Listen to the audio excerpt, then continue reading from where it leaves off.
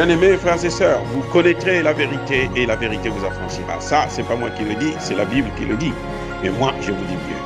Vous connaîtrez la vérité historique, notamment celle de vos ancêtres kémites, et vous aurez une vision globale de ce que c'est que la vraie souveraineté politique. J'ajoute, vous reviendrez à la spiritualité africaine ancestrale et vous comprendrez les enjeux de l'indépendance économique. Et pour terminer, vous accepterez votre identité culturelle kémite et vous obtiendrez deux choses. La première, c'est la paix.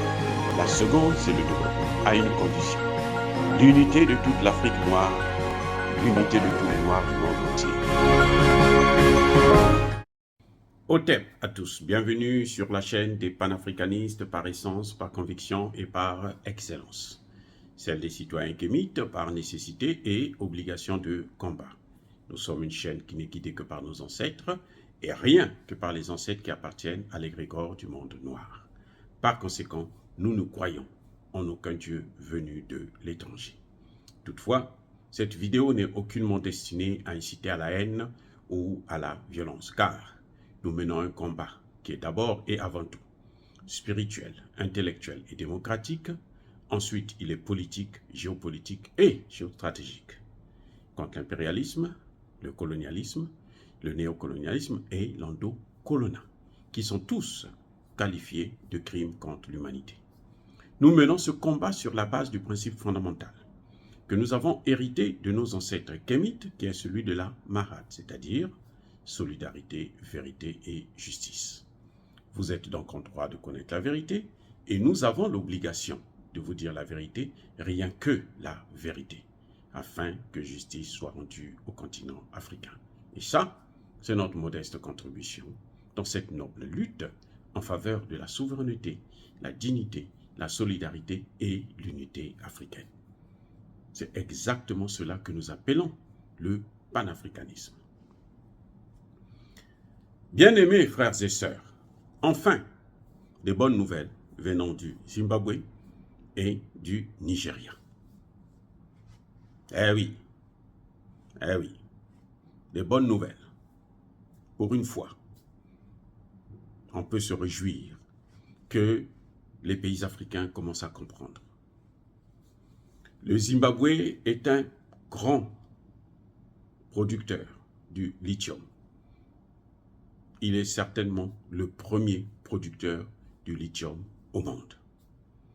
Cette matière première qui sert à fabriquer les batteries des voitures électriques et des téléphones. Le Nigeria aussi est un grand pays producteur de cette même matière première. Les deux pays-là ont décidé que désormais, ils ne vont plus vendre le lithium brut à des étrangers. Voilà ce qui est une bonne nouvelle. Eh oui. Au Nigeria, il y a la grande compagnie Tesla qui fabrique les nouvelles voitures électriques, qui est actuellement à la mode. C'est une très très belle voiture. Même moi, je suis tombé là-dessus. Et c'est une voiture qui est formidable. Mais le Nigeria a refusé de vendre son lithium à Tesla.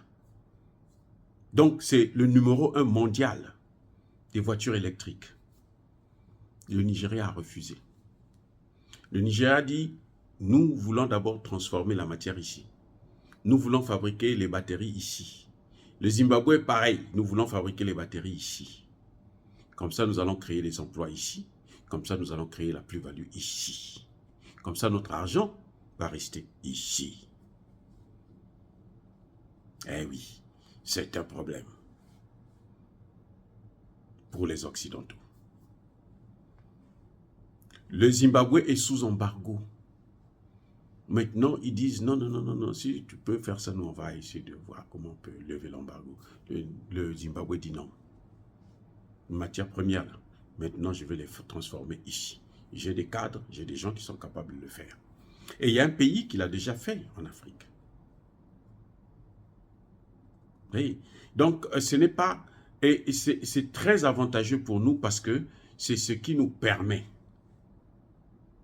de créer d'emplois. Et surtout de créer des richesses.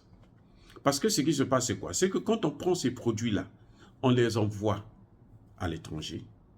Quand ils reviennent, ils coûtent 10 fois, 50 fois plus cher. Et parfois, nous ne voyons pas l'argent. Jacques Chirac a expliqué la dernière fois, pour 1 kilo de café,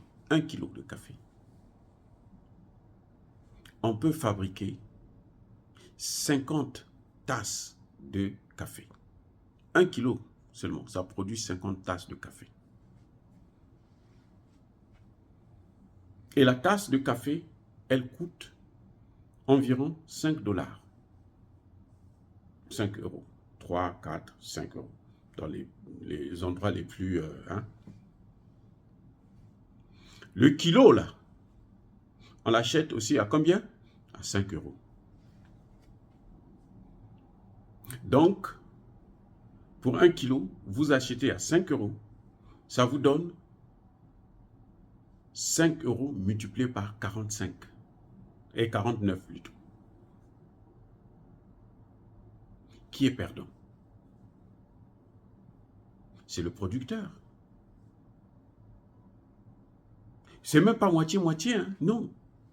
Donc, quand vous les entendez parler de contrats gagnant-gagnant, là, c'est faux. S'ils viennent pour prendre des produits bruts, pour amener chez eux, il n'y a pas de gagnant-gagnant. Il peut avoir un peu de gagnant-gagnant, pour que moitié-moitié, c'est lorsque eux, ils amènent une entreprise là sur place, qui produit, qui crée des richesses là. Encore, qu'il faut que ça crée des emplois. Ils ne viennent pas avec leur main-d'œuvre comme font les Chinois. Dans certains pays. Voilà ce qui est avantageux pour l'Afrique. C'est que les matières premières désormais doivent être transformées en Afrique. C'est le produit fini qui doit aller à l'étranger. C'est le produit qui doit être fini, qui doit être exporté. On ne peut pas continuer à vendre, à bazarder nos matières premières comme ça. Et puis, nous, on ne retient rien. On ne crée pas d'emploi, on ne crée pas de richesse, on n'a rien. La situation est encore plus grave pour les pays qui utilisent le franc CFA. Là, toutes les devises là vont. C'est-à-dire que sur les 5 $, là, la France vous prend encore au moins combien? 4,50 $. Elle vous donne 25% de ces 5 $. Ça n'a aucun sens. Elle vous donne 1 $ et elle prend 4 $. Ça n'a aucun sens. C'est pas normal. Et on ne peut pas continuer dans de telles relations et espérer un jour se développer. C'est pour ça que vous voyez que pendant 60 ans, les pays qui utilisent le franc CFA ne font que reculer. Donc, la décision que le Zimbabwe et le Nigeria venaient de prendre, j'espère que ça va se faire sur toutes les matières premières dans ces pays et que les autres pays africains vont suivre pour qu'on puisse avoir une industrialisation en Afrique. Maintenant que nous avons un marché commun africain, eh bien, ce serait une zone de libre-échange, ce serait alors formidable. C'est une très bonne idée, c'est un bon commencement pour aller vers les États-Unis d'Afrique et qui fera de nous un pays très puissant et très fort. Dire cela, c'est inciter à la haine ou à la violence? Non, encore une fois. Il y a pas colère, veille à malem.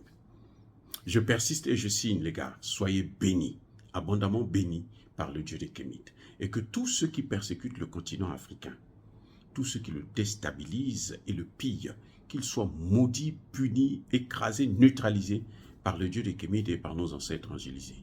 Quelle que soit leur race, qu'ils soient blancs, noirs ou qu'ils soient blancs. Vive l'Afrique éternelle. J'ai dit et j'assume.